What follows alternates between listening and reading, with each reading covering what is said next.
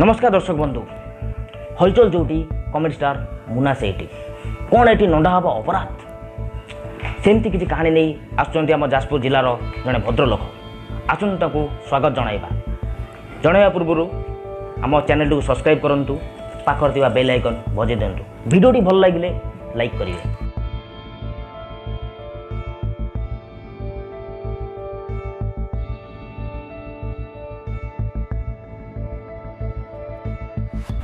मो डाण पार्श्वर बस चंद्रमणि परिडा से जाजपुर जिलार से जन भद्रलोक आम डाक ना चंदा आउ सर आपंकर इमित डाक ना चंदा माने कौन आप देते ना कौन केमी चंदा डाकुन कौन पाई नहीं नहीं आप जो पचारूँ मुझे चंदा खुशी दे चंदा समय परिस्थिति पड़ी कि मोर बाल पड़ेगा तो से समस्त मत चंदा चंदा डाकुं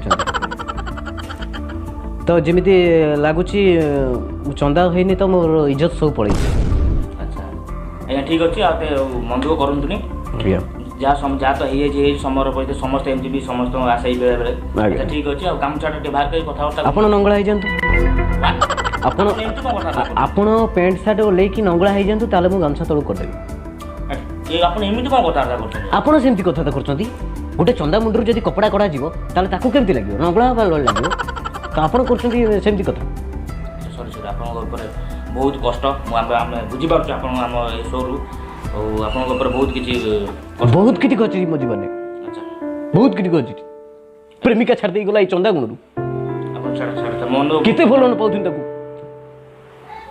कहतु मुझे जाशुणी चंदा कली जाशुणी कि मुझे चंदा कली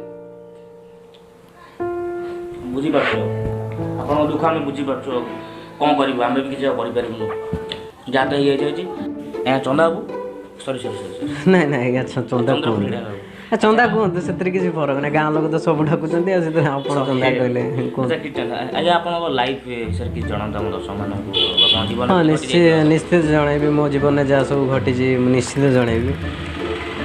प्रथम कथा हूँ जब बाहली मो सांग मु तो चंदा मो सांग कहला जे गोटे विक पिंध दे आ बाहर पड़ मुझे नाई ना से जान क्या साथ चिटिंग करिया भल कथा नुह कहला ए चिटिंग करार कौन अच्छी आउ तू एमती तो माने तू बाहर पारूनी आ तू गोटे कौन कम कर विक पिंध दे बाहर हो खपा चुटी तो से कहला पिंधि दे बाहर हो बाहर सारापर छाड़ी जीव ना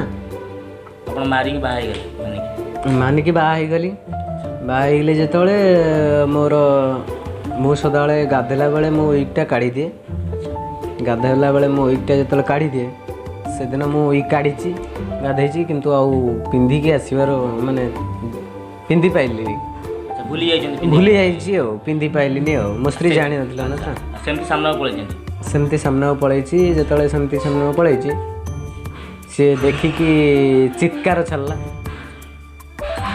चोर चोर कहीकि गाँ लोक एकाठी करदेला चोर कही से चिन्ह पाइलानी ना कौन कर मुंडरे घंच बाला था से जिते से जानदेला मुंडरे ना चटाणटे पड़ी से देखिकी चित्कार कला गाँ लोक घेरीगले गाँ लोग जो घेरीगले मु कहली ना ना मु कहूँ सी तथा चिन्ह पाइलानी मु बाथरूम दौड़ी जाकि से खपा चुटा नगेयू सी कहला तुम देखीदेला जो तो जापारा मत दुनिया प्रकार गाली देला हाँ गाली देला एमती प्रकार बेजती कला जी कि आज मन पड़ा बेलू आज मत डर लगुच कौन आप कहले सी कहतुनि भारी माने बेजित प्रबल कला कहतु माने गोटे चंदा हवा लोक कौन समाज में बचार तार अधिकार नहीं निश्चित बहुत अधिकार तो अच्छी किंतु आप समस्त बुझी पारना माने आप बाहर बुझिकी गोटे जब बाहर गोटे संपर्क गोटे भांगी कथा नुह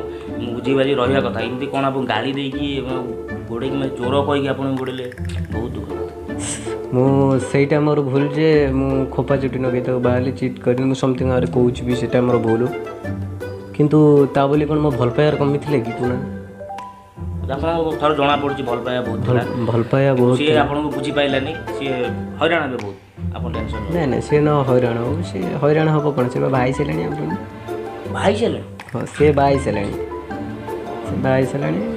एमती दुख सुख सब चली ଆଉ ଗାଁରେ ଗଲାବେଳୁ ଛୋଟଠୁ ବଡ଼ ଯାଏଁ ସମସ୍ତେ ହେ ଚନ୍ଦା କହିଛନ୍ତି ଏମିତି ଚାଲିଛି।